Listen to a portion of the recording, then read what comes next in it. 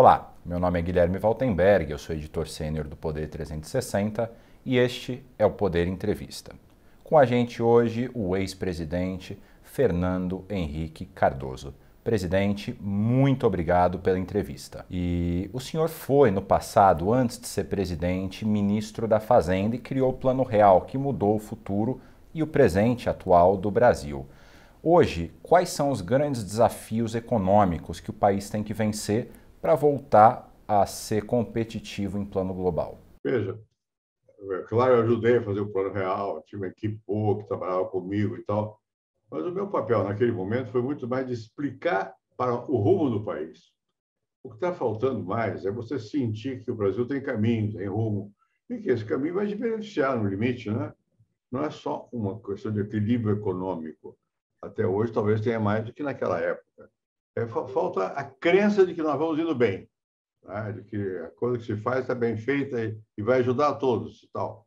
Enfim, um certo sentimento, eu diria, misturar um pouco o mercado com o sentimento das pessoas, o nacional, o Estado, por exemplo. Não pode falar de Estado, assim, com essa pompa que tem. Não é isso, é que quem governa vai governar para você, para cada um, sentir, você pode influenciar. Acho que é isso que precisa. Uma certa simplicidade no mundo. Mas o Brasil também precisa de reformas, precisa eventuais privatizações que o senhor, por exemplo, começou a fazer no seu governo. O senhor acha que ainda é necessário percorrer esse caminho? Isso é necessário. Nós começamos a fazer no meu governo, mas não foi fácil. Primeiro, não foi fácil para mim. Eu venho de uma família, meu pai era militar, né? General, e petróleo é nosso. Havia uma simbologia muito grande. Custou que eu próprio entendesse que as condições obrigavam você a ter competição, ter mercado e tal. Então, isso hoje eu acho que está aceito, é uma coisa aceita, né? Mas você precisa avançar mais, né? E tem que melhorar a condição de vida das pessoas. Não adianta você pensar só no mercado, ou só no Estado. Como é que as pessoas vão se situar? Cada um, como é que se sente? Sente que tem futuro? Seu filho, sua família, seus amigos vão se dar bem no que você está fazendo? É claro que isso supõe algumas medidas econômicas, né? Aqui nós temos, depois de algum tempo de muita luta, um certo manejo da economia, né, no que diz respeito à inflação razoável. E a nossa industrialização avançou, a nossa urbanização também e tal. A agricultura não ficou para trás, né? Hoje ela é esteio, na verdade. Mas nós temos que entender que isso não é dado para sempre. Você tem que estar sempre tentando melhorar, tentando competir, tentando ver o que é de novo no mundo. E você está ali na fronteira do mundo. Isso dá ao país a sensação de, ó, estamos nessa, vamos juntos, né? Esse vamos juntos, em política, é fundamental. É o que está faltando no Brasil. Nós não estamos sentindo que estamos indo juntos. Né? Indo para onde? São as duas perguntas básicas. Estamos juntos? Segundo, para que lado nós vamos? Está crescendo? Meus filhos vão estar melhores? Tá? Enfim, não são coisas difíceis. E falar mais com o povo, falar com simplicidade, transmitir à população um sentimento que ela é capaz de entender o caminho. O caminho não é uma coisa secreta que só os grandes sabem, não, não. Você tem que mostrar que é uma coisa viável. Ou todos percebem o caminho ou não vai bem. Ou, a maioria tem que perceber que há solução. Então, nesse sentido, a falta desse sentimento que o senhor mencionou, de estamos juntos e estamos indo para algum lugar, a polarização, de alguma forma, impede que isso aconteça? Eu sou contra, eu sou contra. Em princípio, a polarização é negativa, né?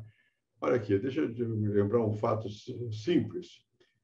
Eu fui almoçar com o general Geisel, lá no Rio de Janeiro, no Palácio Presidencial. Por que o general Geisel? Porque ele foi o homem que disse que ia fazer a abertura e começou a fazer. Né? E também para demonstrar que eu tinha sido excluído da universidade. Fui posto para fora. Fui viver no exterior, fui exilado. Para demonstrar que eu não ia ser conduzido pelas raivas do passado, mas pelo momento presente. Então, quando você dá força à polarização, você não caminha. Você tem que fazer com que haja uma junção de interesses para poder levar o país para diante. Né? Claro que há diferenças. Há pessoas que pensam de um jeito, pessoas que pensam de outro, mas são todos brasileiros. Aqui dá a impressão de que um lado é bom, outro lado é porcaria. O lado que é ruim, vamos matar. Não dá, assim não dá. Qual a solução para essa situação? Eu acho que a solução, no nosso caso, é a eleição e eleger alguém que seja capaz de ter esse sentimento mais amplo. Né?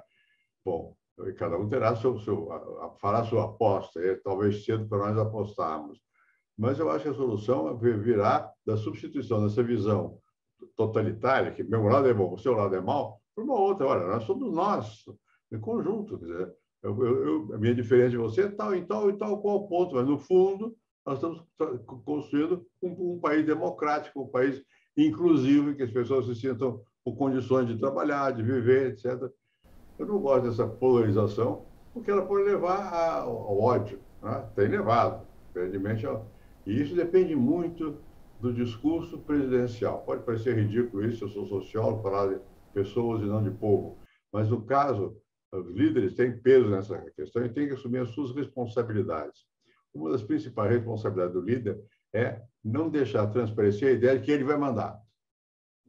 O mando não é de uma pessoa, o mando é do conjunto das pessoas. Você expressa um sentimento que é aceito pelas pessoas. Quando você expressa sem aceitação, você tem que impor.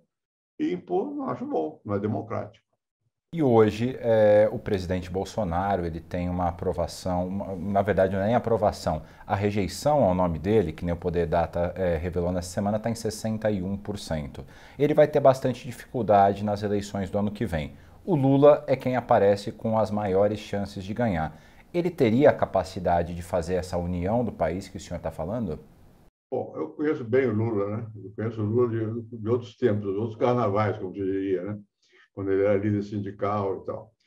O Lula é muito personalista, ele acredita que ele tem a chave, mas o Lula viveu. E quando estava na presidência, ele não destruiu a ordem democrática. Né? Não destruiu. Então, eu não acho que o Lula seja o terror vermelho. Não tem nada a ver com isso. Ele é um líder competente que é capaz de saber falar de modo que toca nas pessoas.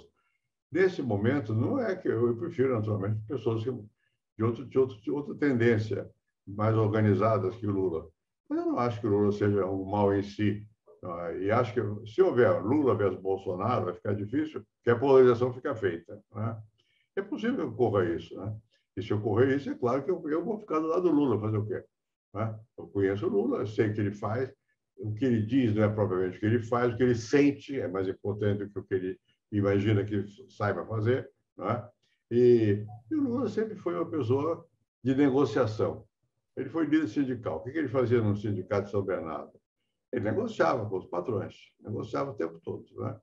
O Lula tem inclinação à negociação. Agora, ele sabe falar. Se você deixar para falar, ele te convence daqui a pouco, porque ele tem razão. Você vai junto com ele, né?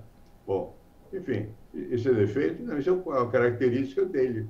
Boa para ele, perigosa para o Brasil se ele for para o caminho errado. Eu não acho que haja risco dele ir para um caminho errado.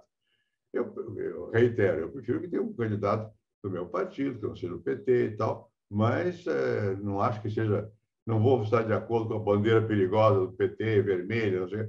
Isso foi o passado, já não existe mais. O Lula tem dito, agora voltando um pouco para a economia, que caso eleito, ele desfaria eventuais privatizações e eventuais reformas. Nesse sentido, para a economia, a eleição do Lula pode significar um retrocesso? Veja, o Lula nunca foi contrário à reforma, não é da alma dele isso. Né? Ele vai fazer. Qual é a reforma que as pessoas mais temem seria da propriedade. O Lula não vai fazer isso. Não creio que o Lula seja a ponto de acabar com o sistema de propriedade privada. Não é essa a cabeça do Lula. Ele vai, em primeiro lugar, ele não tem muita noção ex ante. Ele tem que ter gente que converse com ele, conversar para explicar e tal. É claro que ele vai fazer reformas. Vai fazer reformas na medida que elas forem aceitas. Senão ele não vai. Ele não vai bater contra o sentimento das pessoas, porque ele não é bobo. Ele sabe que ele perde nesse caso. Então, eu acho que ele poria em andamento reformas. Claro que ele talvez não se fossem as mesmas reformas que eu faria, ou que outros do meu partido fariam, mas, de qualquer maneira, ele não é uma pessoa contra as reformas. Né? Enfim, quem não tem cão, cansa com o gato. Se não houver um cão e um gato, eu fico com o gato. E com relação ao presidente Jair Bolsonaro, nos últimos dias, ele tem dado declarações bastante fortes. Nessa quarta-feira, ele chegou a dizer que, depois de ter sido incluído no inquérito das fake news no STF, que poderia agir fora das 4 linhas da Constituição. O senhor acha que o Brasil corre algum risco democrático nesse momento? Veja, eu não acho que o Bolsonaro também tem o risco de fazer algo contra a lei. Ele não é bom, né? Ele tem que ter personalidade. Eu não conheço, não quero falar do que não conheço. Conheço mais o Lula que o Bolsonaro. Mas dá a sensação de ter uma personalidade mais autoritária. O meu pai era general, meu avô era marechal. Então eu conheço bem a cabeça, conhecia, coisa antiga.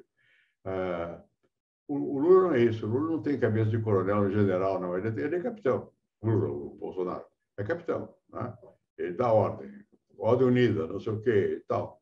E no modo de expressar, ele diz coisas que são duras. No modo de agir, ele vai dizer, eu acho que ele vai respeitar a regra, né? Mesmo porque a regra está aí, não tem muito jeito de escapar. O que eu acho é que ele não é afeito à vida política. Foi tantos anos parlamentar, sabe porque eu não conhecia? Eu fui senador, fui senador, fui ministro, fui presidente da República, nunca vi o Bolsonaro. Ele não tinha, erro meu, devia ter visto. Eu não percebi que ali tinha uma força que tipo, ele se expandir. Mas ele não era um dos líderes da Constituição, não, do Constituinte ou dos parlamentares, não era. É uma pessoa mais tosca, não é? Isso não é em si um defeito, é uma qualificação. Ele é assim, desse jeito, né? Agora, ele é militar, ele vai ter que respeitar as regras. Depende de nós. Nós temos que perceber que a força está com a ordem, com as instituições. Fazer valer as instituições, tá? O pensamento de cada um pode variar. Não sei lá qual é o seu, qual é o meu. A gente, talvez algum padre confessor, algum médico psicanalista possa saber, eu sei lá qual é, né? E não importa, você é obrigado a atuar de uma certa maneira, né? Então, eu acho que a gente tem que olhar isso com certa cautela. Eu não sei como é que ele é de impulso, dá a impressão de ser atabeliário, mas na prática não consegue. Não consegue. Eu acho que quando não conseguir, o lado psicológico vale menos do que o lado político. Qual é a força que o sustenta? Aqui no Brasil, as classes dirigentes vão apoiar todo mundo que governa. Qualquer um, tudo que eles falarem agora não vai valer no dia seguinte. No dia seguinte da eleição, vão bater palma para quem está no poder. Quem está no poder tem a responsabilidade de dirigir de modo tal que não olhe só para um lado. Esse é o principal problema do Brasil. E aqui tem muita pobreza, muita gente que não tem apoio material. Então, eu acho que você tem que olhar mais para o lado que precisa de apoio, né? Eu vou dar um exemplo concreto. Reforma agrária. Bom, eu tinha participado quando jovem e tal, e quando estudante, professor mesmo, de movimentos, mas não era aquilo, não estava entranhado em mim. Se tivesse ou não estivesse entranhado, tinha o movimento da reforma agrária, pela reforma agrária. Uma vez eu estava lá no palácio e a minha mulher me disse: "Poxa, está aqui", era aquele líder, o mais importante dele da época, não me lembro o nome dele José mais. Rainha? Hein? José Rainha? Isso, então, ele estava lá. Está aqui, porque eu vou ter que conversar com ele. Quer dizer, você é obrigado a conversar. Uma vez, eu creio que a ex-mulher do Prestes, ou uma pessoa da família do Prestes, fez uma passeata contra mim, uma passeata pelo negócio de reforma agrária, aquela. E foram lá ao palácio. O que eu fiz? Conversei, jantamos juntos. Quer dizer, eu acho que isso é importante. Você tem que não perder de contato mesmo com o outro lado. O outro lado num momento, mas não é no momento seguinte. Isso não é falta de posição política, não. Eu sempre tive posição política clara. Mas eu me dava com os senadores. No tempo que eu fui para o Senado, cheguei lá, o pessoal achava que eu ia jogar bomba, não sei o quê. Eu tinha experiência no Conselho Universitário da Universidade de São Paulo, para o qual eu fui eleito quando era representante dos antigos alunos.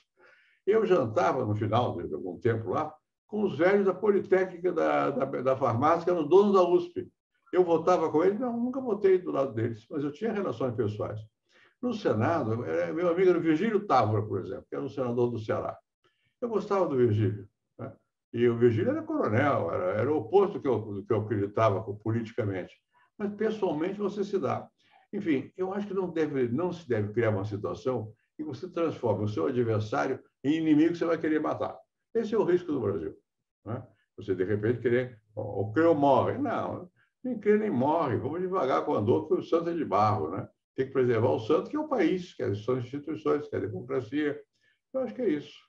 O presidente Bolsonaro ele tem insistido no tema do voto impresso, chegou a dizer que corre-se o risco de não haver eleições no ano que vem. As urnas eletrônicas começaram a ser utilizadas na sua época como presidente. Existe algum risco de fraude? Existe uma necessidade de troca do sistema eleitoral brasileiro? Não creio. Eu acho que o sistema eleitoral, eu ouço falar em fraude toda a vida, né? No tempo do meu pai foi deputado, então a voto era por escrito, e você ia lá, é um atraso de vida total. Hoje é impossível. Hoje é eletrônico. Mas nunca ouvi falar de fraude realmente aqui, que mudasse o sentido de uma eleição. Não vai haver isso. Você pode dizer, isso é preparativo para um clima anti a derrota dele, né? Eventual. Né? Você vai perder? Não sei. Eleição é uma coisa que você não sabe assim com certeza nunca, né? Você sabe no dia que apuram os votos, como é que foi. Mas é possível que ele perca e já está se preparando o clima. Não acho isso bom, porque para quê? Para que falar de fraude? Ele foi eleito. Porque ele foi fraudada a eleição dele, não foi fraudada, meu Deus do céu. A maioria votou por ele. Eu não votei nele, eu nem vou votar. Mas isso não quer dizer que eu não reconheça que houve a maioria votou por ele. Né? Ele tem legitimidade. Na democracia, quem tem o voto da maioria tem legitimidade para mandar, por um período. Você tem que fazer força para no outro período não volte o mesmo. Pode voltar? Pode. Vou fazer o quê? Vou lutar contra. Mas se voltar, voltou. Ele é presidente e as regras têm que ser respeitadas. Eu acho errado ele estar fazendo campanha contra a democracia. Pode haver fraude? Não pode haver fraude nenhuma. Nunca houve fraude. Houve no tempo da República Antiga, que chamava-se bico de pena. Você escrevia ata em casa, somava os votos, eleitorado pequenininho. Depois que foi da redemocratização depois do Getúlio, nunca mais houve fraude que eu me lembre, que eu saiba. Voltando aqui ao tema da polarização, Lula e Bolsonaro estão bastante próximos, estão disputando bastante os votos para as eleições do ano que vem. Ainda tem espaço, na avaliação do senhor, para uma terceira via? Eu preferiria que houvesse uma terceira via. Agora, precisa ver quem encarne essa terceira via. Política não é partido, instituição. Não, não. Tem pessoas que têm que encarnar aquele caminho. Porque o povo não vai votar por ideias só. Vota em pessoas que têm ideias, quando tem. Né? Senão, vota do mesmo jeito em pessoas. Então, o problema da chamada terceira via é muito mais de ver quem seria o candidato, que é capaz de encarnar um movimento que recuse a A e a B. Essa é a questão da terceira via. Se não houver, vamos ficar fora da terceira via e vai ficar A e B. Fazer o quê? Eu espero que haja, mas é preciso que haja. E claro que eu tenho 90 anos, eu não vou meter balão, não dá. Né? Então, se houver alguém capaz de encarnar a terceira via, eu vou apoiar. Precisa que haja alguém que se jogue. Tem candidato? Tem. O Dória é um? É. O governo do Rio Grande do Sul é outro? É. Como é que vai ser? Vão se jogar mesmo? Quer dizer, vão queimar velas? Vão sair dos governos estaduais para ganhar a presença nacional? Se fizerem isso, pode ser que ganhem. E terão meu apoio. E com relação ao PSDB, o senhor mencionou aí dois nomes, o João Dória e o Eduardo Leite, que agora vão concorrer em prévias. Nessas prévias, o senhor já tem uma preferência? Eu acho importante haver prévias. Por quê? Porque é uma maneira de você fazer campanha. Né? Você ficar mais conhecido no Brasil, fazer prévia. Não é mal. E o Lula não precisa de prévia. Ele já tem o nome dele, já vai ser. O Bolsonaro também não precisa, porque é presidente da República. No caso do PSDB ou de qualquer outro partido que queira apresentar um candidato, e há vários que podem apresentar candidatos, eles têm que se jogar. Né? E a população sente se o candidato está mesmo jogado, queimou vela, está disposto a fazer tudo para ser candidato. Fazer tudo não é fazer qualquer porcaria, não. É realmente se comprometer com ideias, com valores, com mudanças, com não sei o quê, com setores da sociedade, fazer alianças e tal. Bom, quem fizer isso tem chance, alguma chance, né? Porque é preciso reconhecer a força dos que estão no cargo. Quem está na posição tem força. No caso, o Bolsonaro. Quem tem já um partido tão enraizado que acredita que ele é o único salvador da pátria, como é o caso do PT, não sei se é o único, mas é o principal, tem força também. Você juntar ao redor de alguém com um conjunto de objetivos que não seja suficiente o apoio desses dois, ou apoiar esses dois para conseguir esses objetivos, talvez pode ter força. Tem que se jogar. Tá? Eu acho que é preciso jogar. Vamos ver quem tem condições efetivas de se jogar e terá meu apoio. E hoje, qual que seria a agenda do PSDB numa eventual eleição? Tem os nomes, eles podem eventualmente conseguir agregar apoios, mas qual que seria a agenda dos tucanos para uma eventual presidência? Veja, qual é o problema que tem o Brasil? O Brasil tem o problema que o povo não está bem, em geral. Não é? Então, o PSDB tem uma dificuldade, que é mostrar que ele está, de fato, e não apenas de palavra, do lado da maioria, do povo, dos que não têm emprego, dos que estão empregados, mas estão mal, dos que ficam em fila de ônibus ou de condução o dia inteiro, dos que trabalham no campo. Quer dizer, isso tem que ser sentido pela população. Segundo, que defenda a democracia, porque senão também não vai. A liberdade, a democracia, os direitos das pessoas. Terceiro, que tenha uma proposta que faça o Brasil continuar crescendo economicamente, que isso dá emprego, dá segurança, dá educação, dá possibilidade para as pessoas. Então, são coisas simples. O difícil não é formular, o difícil é ter quem encarne e que espere sinceridade no encarnar essas questões. Não seja só da boca para fora. Você confia, bom, eu votando em tal fulano vai acontecer tal coisa. Não necessariamente para a sua vida, mas para a vida do país. Bom, hoje o mundo está em relativa paz, está em paz, né? Isso é bom, isso é bom. Entendeu? Também você tem que representar razoavelmente o país frente aos outros países. As pessoas sentem isso. Você tem capacidade de representar, não é? Isso é necessário em qualquer país, mas aqui também é necessário que seja. Segundo, a diferença entre os estados. Há estados que têm mais prosperidade, outros que têm menos. Sobretudo os que somos aqui de São Paulo, temos que ter a sabedoria de reconhecer as diferenças e mostrar que você não é fechado. Que você, pelo fato de ser paulista, eu não sou, eu nasci no Rio, mas sou paulista de coração, né?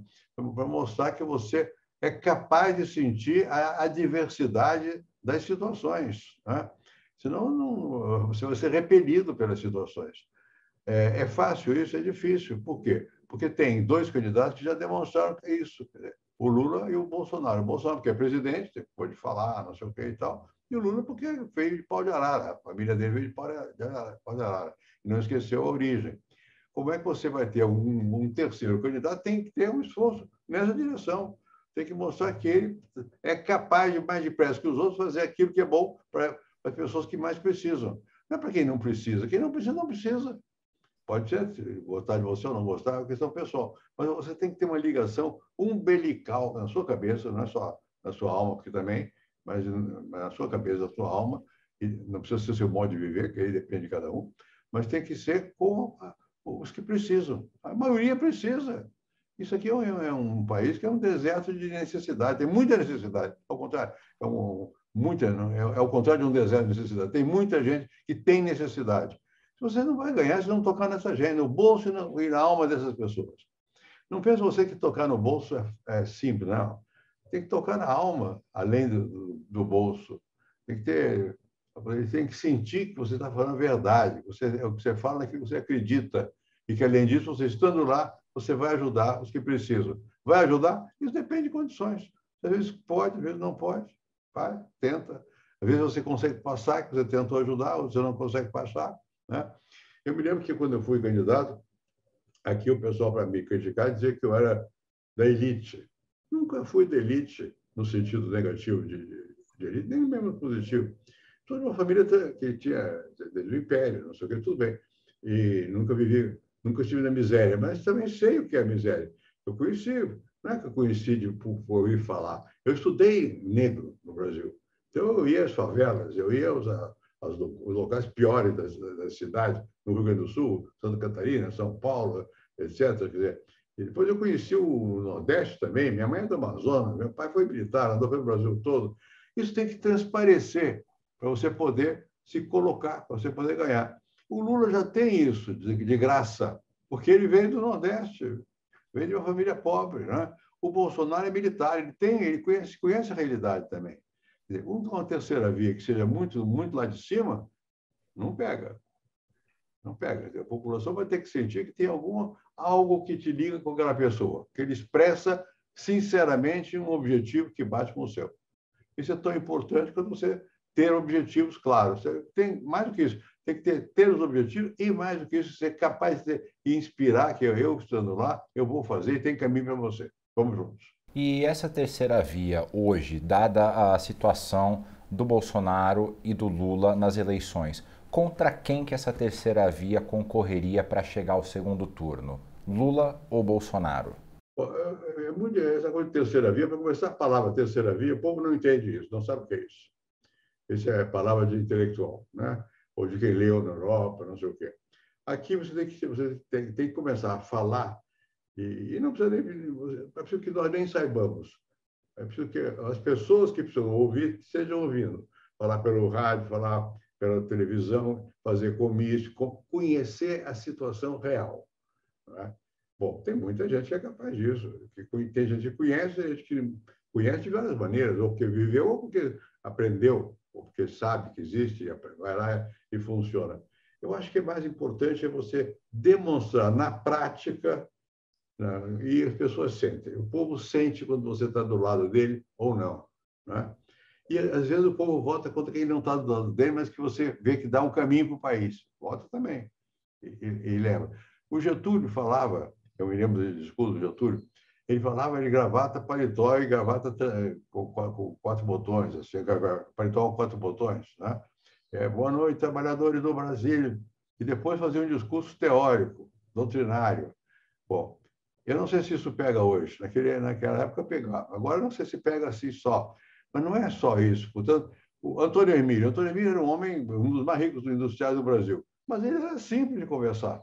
Ele sabia falar. Né? Não ganhou, mas podia ter ganho. Né? O Montoro, eu acompanhei bastante o Montoro aqui em São Paulo. O Montoro era um professor de universidade. Mas ele sabia, tocava nas pessoas. Né?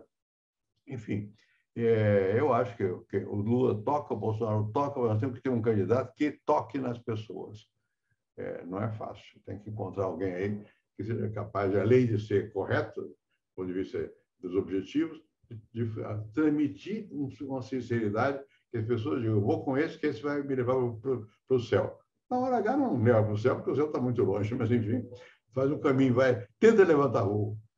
Mas eu insisto ainda na pergunta, tira o termo terceira via e te pergunto, qual é das duas candidaturas postas está mais fraca, é mais possível de ser combatida, não sei se esse é o melhor termo, por uma candidatura que não seja o Bolsonaro ou o Lula? O João Dória, ou o Eduardo Leite, ou o Ciro Gomes, por exemplo, eles disputariam voto mais com o Bolsonaro ou com o Lula na sua avaliação? Olha, eu acho que se você pegar o Dória, ele tem São Paulo, ganhou São Paulo. Eu conheço bastante o Dória. Você, quando vê o Dória, ele não vai ganhar. Ele ganhou a prefeitura, ganhou o governo de São Paulo, quer dizer, alguma coisa ele foi capaz, ele conhece, ele tem chão, conhece o caminho das pedras. Bom, pode, portanto, repetir esse caminho das pedras. Vai repetir? Não sei, mas pode, tem essa capacidade. O rapaz do Rio Grande do Sul, o Eduardo Leite, ganhou no Rio Grande do Sul. Eu acho que ele é um pouco fora do jogo do país. Sempre foi assim. O Rio Grande do Sul está muito longe do São Paulo, Rio e Minas, que é o coração do Nordeste, não sei o quê e tal. Isso é empecilho? É dificuldade, mas pode chegar lá. Tem alguma capacidade. Eu acho que o Dória tem maior chance do que o Eduardo por causa disso. São Paulo é mais cêntrico e o Dória tem uma ligação direta com a Bahia. Os pais dele são baianos. Isso conta simbolicamente, pelo menos, conta. Quem mais tem aí que se apresenta? O Bolsonaro já está, o Lula também. O Ciro Gomes. É? O Ciro Gomes. O Ciro me parece um pouco mais difícil, me parece. Por quê? Porque o Ciro, ele foi candidato, ele tem experiência e tal, ele é inteligente, é rápido no raciocínio. Mas o Ciro nasceu por aqui, por São Paulo, é nordestino, mas eu não sinto convicção nas coisas. O Ciro tem tantas qualidades pessoais que ele pode dar a impressão de ser fake. Ele não é, mas dá a impressão de ser fake. Né? eu acho que ele terá mais dificuldade de representar uma coisa crível. Isso eu digo agora. Precisa ver como é que ele vai se desempenhar, né? Se você for por ligação, minha ligação mora com o Dória, a segunda, conheço bem o Ciro, e não conheço o Bolsonaro. E não conta. Eu não estou falando disso, estou falando objetivamente, qual é a situação que eu vejo hoje. Pode ser que eu esteja errado. Tomara que eu esteja errado. Não sei se tomara, mas, enfim, eu acho difícil que o Ciro terá, a meu ver, mais dificuldade de significar uma coisa de expressão nacional, apesar de que ele nasceu aqui e ele é nordestino, né? Talvez até bastante nordestino. Tomara que algum desses surja aí com força. E pode ter certeza, do meu caso, não é a relação pessoal que é maior que o Dória, o que vai pesar. O que vai pesar é a capacidade que tem de ganhar do Bolsonaro. Vai juntar força para ganhar do Bolsonaro ou não vai juntar força? Se juntar força, tem uma maior probabilidade de ter meu apoio. Mas não adianta muito meu apoio. Terá apoio de muita gente, eu suponho. Em 2018, o seu amigo e filósofo que recentemente morreu, Arthur Gianotti, ele deu uma entrevista para o jornalista Mário César Carvalho, na qual ele disse que o PSDB tinha morrido. O senhor acha que o PSDB, que o senhor ajudou a fundar, morreu ou não? O Gianotti sempre teve um pouco essa posição. Antes, ele era uma pessoa que explodia contra o que estava constituído e tal.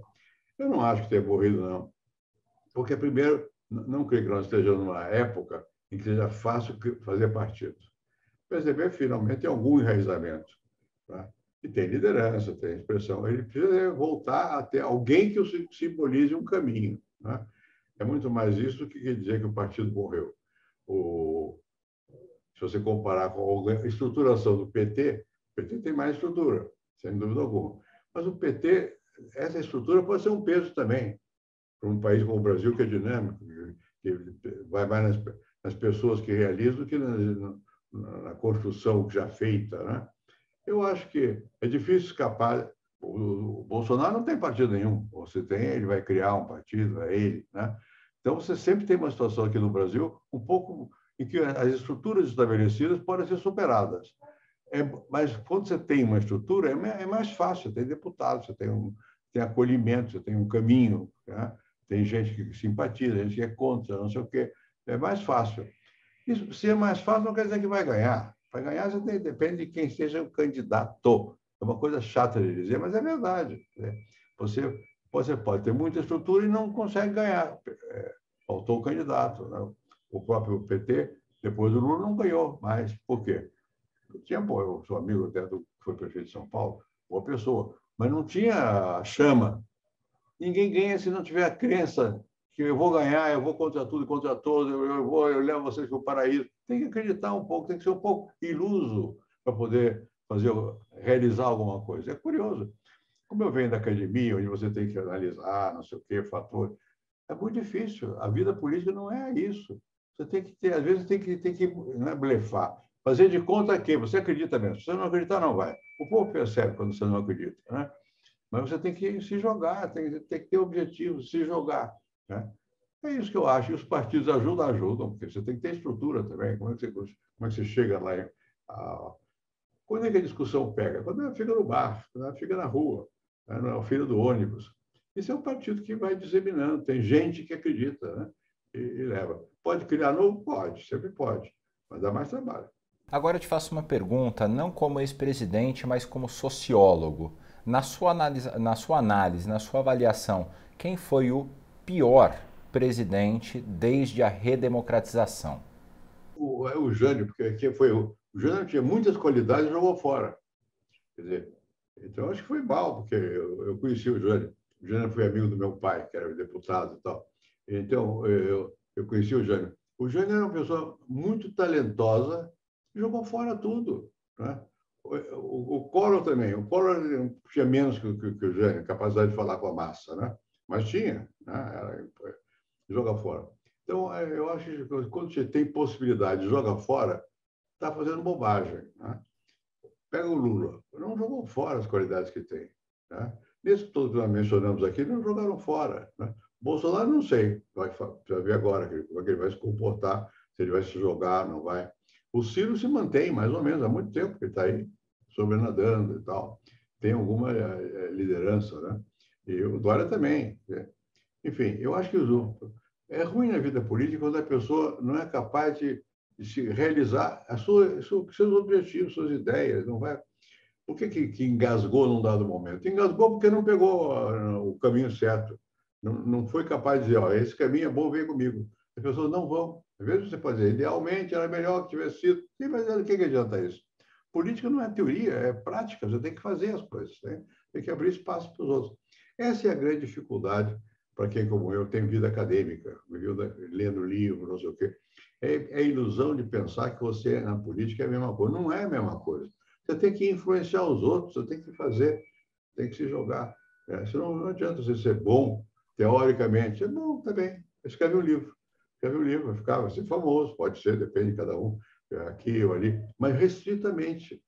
Política não é isso, não. Você às vezes não tem ideia nenhuma, tem só um sentimento, e esse sentimento leva para diante, vai em frente. Tem que entender as complexidades da vida cotidiana. Presidente, o nosso tempo está acabando, mas ainda conseguimos fazer uma pergunta.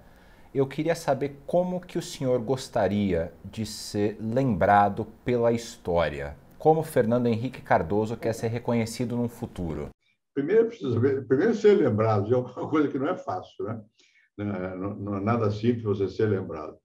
Depois eu acho o seguinte: primeiro eu mantive a democracia, que é a liberdade, tal, é coisa, fui amplo nas coisas. Segundo, uma coisa que fica obscurecida muitas vezes, a reforma agrária tomou corpo mesmo no meu governo. Né? Eu sou muito distante de coisas do campo, eu apoiei fortemente, fizemos e tal. E naquele tempo, uma boa parte da população melhorou de vida. O que você pode querer num governo senão isso? Melhorar a vida das pessoas, fazer algumas reformas que parecem importantes e manter a liberdade. Eu gostaria de ser lembrado por alguma dessas razões, se é que eu vou ser lembrado. Porque quando eu conheço história, tem gente que foi muito boa no passado, mas sumiu, desapareceu, você não sabe quem é. Né? Você, às vezes, é mais lembrado pelo bizarro, pela bizarrice. Eu não sou bizarro. Isso é um problema. Né? Quem é bizarro tem mais chance de ser lembrado. Eu não sou bizarro. Eu sou mais certinho do que fazer uma coisa escandalosa. Mas eu fiz certinho, fiz muita coisa. Acho eu que. Talvez eu estou errado a meu respeito. Acho que fiz bastante. E tem uma coisa que me deixa feliz, pelo menos. Eu ando sozinho, a pé, na rua. Não ando com segurança. Tenho, pela lei, mas não ando sozinho. Não tenho medo dos outros. Né? Porque eu não fiz, pelo menos conscientemente, eu não queria contrariar ninguém. É claro, contrariar interesses, contraria. Mas não era essa a minha intenção, não.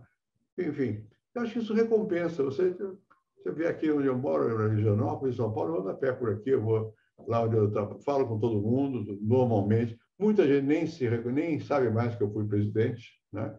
Eu não ligo para esse negócio, né? Acho que é importante você ter... Isso é mais importante que ser lembrado como figura histórica. Sei lá o que vai acontecer. E as pessoas têm outra coisa. A história muda. Tem épocas que você é Deus, outra época você é demônio. Então, isso vai variando. Quem está na chuva se molha. Eu me molhei também, fui para a chuva. Mas se você não se molhar, você não vai ser lembrado nunca. Eu espero que alguma coisinha fique por aí. Presidente, o senhor gostaria de fazer alguma consideração final antes da gente encerrar a entrevista? Não, eu queria agradecer a você a oportunidade de dizer essas coisas simples, né? Eu acho que as coisas importantes são simples. Né? Enfim, eu fui professor de universidade aqui no mundo todo, em vários lugares do mundo, e você pega o que Descartes dizia? Coisa simples. Você lê o discurso do método, aquilo é simples, ficou. O que ele disse tocou em pontos que são importantes. Kant é mais complicado, mas Descartes era simples. Um sociólogo como Durkheim, o que ele dizia hoje, todo mundo sabe. Todo mundo sabe. Os que sabem, né? Enfim, eu acho que é importante a gente viver bem. Você estar feliz com você mesmo. Né? Isso é mais importante do que tudo na vida. É você poder dormir. Eu durmo bastante. Vou dizer que eu estou inconsciente, melhor. Presidente Fernando Henrique, eu queria agradecer ao senhor pela entrevista e queria convidar você, nosso espectador, para se inscrever na nossa página e ativar os sininhos, para que você nunca perca um dos nossos vídeos. Até a próxima.